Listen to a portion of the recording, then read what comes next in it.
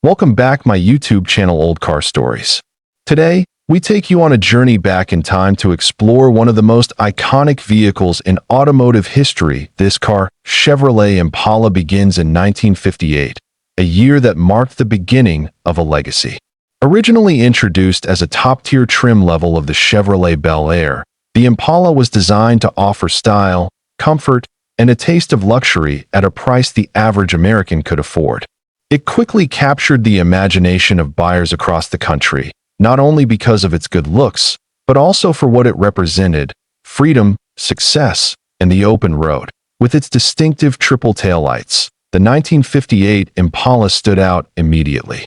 Chevrolet set it apart with longer, lower, and wider body styling, capturing the tail fin craze of the era, but giving it a slightly more conservative twist. That one-year-only body style is now cherished by collectors, partly because it marked the start of a nameplate that would go on to become a cultural icon. By 1959, the Impala became its own distinct model, separate from the Bel Air. This was the year it grew even more in size and took on a wilder appearance, with sweeping horizontal fins and cat's-eye taillights. It was daring, it was bold, and it was very much in line with the flamboyant automotive design trends of the late 1950s. Buyers were captivated. The Impala became the best-selling car in the United States that year, a position it would hold for many years to come.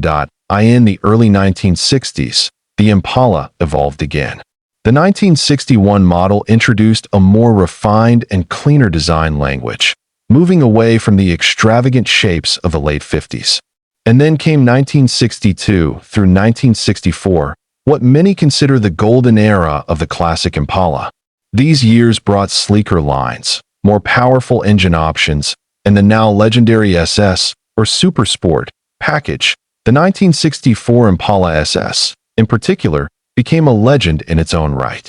It was popular not just among mainstream American families, but also within the rising lowrider culture, particularly in the southwestern United States.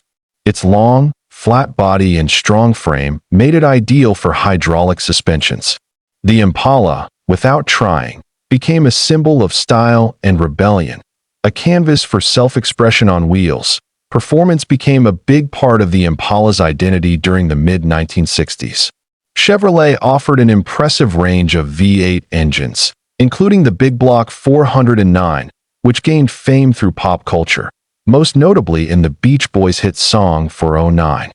It was more than just a car, it was a part of the American soundtrack and lifestyle. The Impala had officially become more than transportation, it was an icon. The 1965 redesign marked a major milestone in the Impala's history. It introduced all-new styling with a more modern, curved body and Coke bottle contours. It was also the first car in the United States to sell more than 1 million units in a single year, a record that speaks to how deeply it resonated with the American public. Everyone, from young families to car enthusiasts, seemed to want an Impala. By 1967 and 1968, the Impala continued its strong run, growing slightly in size and offering even more creature comforts. These models were aimed at buyers who wanted full-size luxury with a sporty edge. You could get power windows, air conditioning, and a big V8 engine all in one handsome package. The SS models still offered spirited performance, but the focus was slowly shifting toward comfort and luxury. In 1969, Chevrolet gave the Impala a more aggressive look. The front end was more squared off, and hidden headlights were available. It was the era of muscle cars, and while the Impala wasn't exactly a muscle car, it certainly held its own in the performance department. That year, the 427 cubic inch V8 made the car a real sleeper. A full-size family car that could take on smaller muscle cars at the stoplight. As the 1970s rolled in, the Impala continued to be one of Chevrolet's top sellers. The styling became more formal, boxier, and a little more restrained, reflecting the changing tastes of the era. The 1970 model still offered big powertrains, but by 1971, the design had grown even larger, with longer hoods, broader fenders, and an unmistakable road presence. These were grand touring cars in every sense of the word. Despite growing concerns about fuel economy, emissions, and insurance rates, the Impala held its ground through the early 1970s. It was still a favorite among buyers who wanted space, power, and reliability. Chevrolet continued to refine the ride and handling, offering a smooth, quiet driving experience. By now, the Impala had become part of the fabric of American life, used by police departments, taxi companies, and suburban families alike. What makes the Impala so special isn't just its sales numbers or its place in pop culture. It's how it managed to adapt to the changing moods of the American public. From the wild tail fins of 1959 to the muscle-inspired performance of the late 60s, the Impala always had its finger on the pulse of the market. It could be sporty or conservative, flashy or understated, depending on how you wanted to order it. Another key aspect of the Impala's appeal was its affordability. Unlike some luxury competitors, the Impala offered many of the same features and levels of comfort without breaking the bank. It was an attainable aspiration, a car that made you feel like you had made it in life, even if you were still on your way there.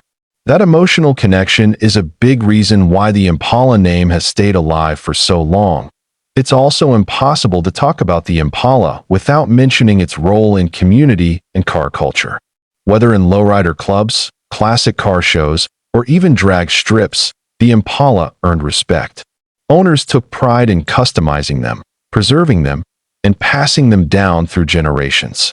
Many Impalas from the 1960s and 70s are still on the road today, lovingly restored or modified, standing as rolling pieces of history.